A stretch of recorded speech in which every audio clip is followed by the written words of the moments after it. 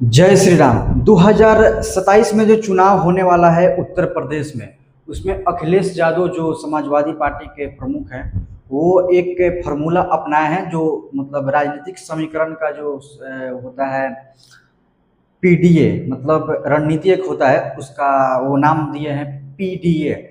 मतलब पिछड़ा, और डी से होता है दलित, और ए से होता है अल्पसंख्यक समुदाय वर्ग, मतलब वर्ग के लोग। तो पहले क्या चल रहा था इनका, 2017 और 22 के चुनाव में अपनाए थे फार्मूला जो था एम वाई समीकरण, मतलब मुस्लिम प्लस यादव का समीकरण। लेकिन वो इन चुनाव में वो पूरी फ्लॉप रही और असफल रहे, और ये चुनाव बहुत इस चुनाव में बहुत उनकी करारी हार मिली। इसलिए वो पीडीए का फार्मूला अपनाए हैं, और ये पीडीए देखा जाएगा कि एक नाम, उच्च नाम बनेगा, या ऐसे ही इसका नारा बन करके खत्म हो जाएगा। क्योंकि और भी बहुत है ना, जैसे कि बहुजन समाज पार्टी और बसपा और आज़ाद समाज पार्टी। तो फिर ये लोग जो दलित दलित मतलब वर्ग में चुनाव लड़ने वाले हैं, ये लोग जाएंगे कहाँ जब ये लोग दलित के वोट अपनाएंगे? यादव का वोट तो मिलेगा ही, लेकिन दलित का वोट मिल मतलब अपने में मिलाने के लिए पीडीए का जो फॉर्मूला है, आखिर देखा जाएगा सफल होता है कि नहीं। और उसमें आता है एक और अल्पसंख्यक।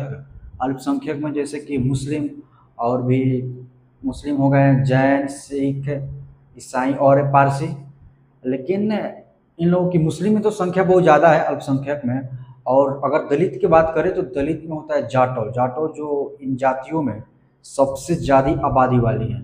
और देखा जाए तो पिछड़ा में यादव का है, प्लस में उसमें कुशवाहा, मौर्य, और भी मलाह समाज के लोग भी हैं, राजभर भी हैं, ओबीसी मतलब इन लोगों को बोला जाता है। तो और भी पार्टी तो है, जैसे कि इन लोगों के अलावा बीएसपी और एएसपी, फिर सपा के अलावा भी तो पार्टी है जैसे कि बीजेपी। तो बीजेपी एक ही मुद्दा पे लड़ती है, और उनकी समाज की वोट तो चाहिए ही, जैसे गैर यादव समाज और गैर जाटों में। लेकिन इन लोगों की सबसे ज़्यादा जो भारतीय जनता पार्टी को वोट मिलती है वो होती है स्वर्ण समाज की। और इन लोग को जो वोट मिलेगी वो होगी एक्सप्रेसवे और अपने ऐतिहासिक जो होता है एक धार्मिक स्थल, जैसे कि काशी, मथुरा, मंदिर, इन लोग की मुद्दा बनेगी ही चुनाव में। लेकिन अगर सपा जो कि समाजवादी पार्टी को अगर अपना मुद्दा बनाना होगा चुनाव लड़ने के लिए, तो वो बनाएंगी महंगाई, बेरोजगारी। जिस प्रकार से पेपर भी लीक हुई थी यूपी में अभी हाल फिलहाल में, चोरी हुई है, तो ऐसे ऐसे मतलब एक मुद्दा बना करके अपने चुनाव लड़ सकते हैं समाजवादी पार्टी वर्ग के लोग।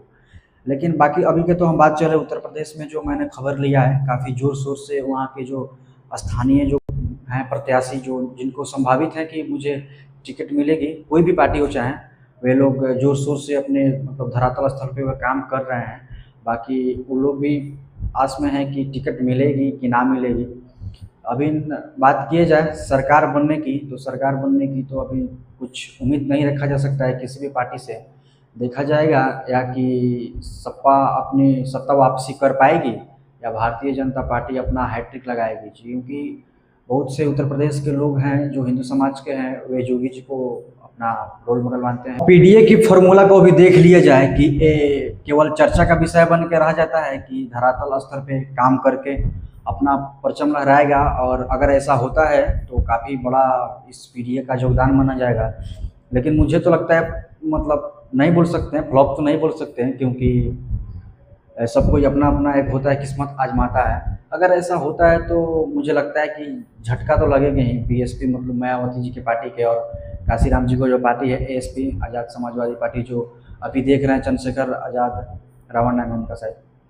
तो बाकी के ऐसे ही राजनीतिक विश्लेषक वीडियो देखने के लिए इस चैनल को सब्सक्राइब करें, और वीडियो को लाइक और शेयर करें। धन्यवाद।